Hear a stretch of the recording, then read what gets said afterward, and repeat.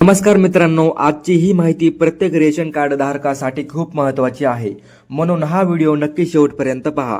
मित्रांनो, 1 जानेवारीपासून रेशन धान्यामध्ये नियमांमध्ये सरकारकडून काही बदल केले जाणार आहेत. हे बदल पिवळे कार्ड, केशरी कार्ड आणि सर्व रेशन कार्ड धारकांसाठी लागू होणार आहेत. आता सरकार हे बदल का करत आहेत हे सोप्या शब्दामध्ये सांगतो. अनेक ठिकाणी काही लोक राशन घेत नाहीत, काही रेशन कार्ड चुकीच्या नावावरती आहेत, काही ठिकाणी गैरप्रकार होतात. यामुळे खऱ्या गरजू लोकांना वेळेवरती राशन मिळत नाही. म्हणून सरकारने नियम थोडे कडक करण्याचा निर्णय घेतला आहे.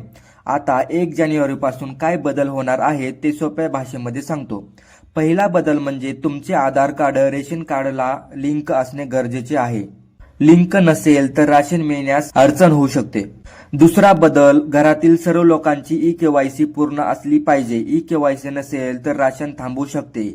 आणि तिसरा बदल म्हणजे जे लोक खूप महिन्यांपासून राशन घेत नाहीत त्यांचं नाव रेशन कार्डमधून काढलं जाऊ शकतं. चौथा बदल म्हणजे सरकार पात्रतेची तपासणी करणार आहे, ज्यामध्ये ज्यांना खरंच राशनाची गरज आहे त्यांनाच पुढे लाभ मिळेल. मित्रांनो, सोशल मीडियावर राशन बंद होणार अशा अफवा पसरल्या जात आहेत. पण लक्षात ठेवा, राशन बंद होणार नाही, फक्त नियम बदलत आहेत. पात्र लोकांना राशन नक्की मिळणार आहे. म्हणून तुम्ही आता काय करायचं, आधार कार्ड रेशन कार्डला लिंक आहे का तपासा. घरातील सगळ्यांची ई-केवायसी पूर्ण आहे का हे तपासा. नसेल तर पूर्ण करा आणि दर महिन्याला न चुकता राशन घ्या.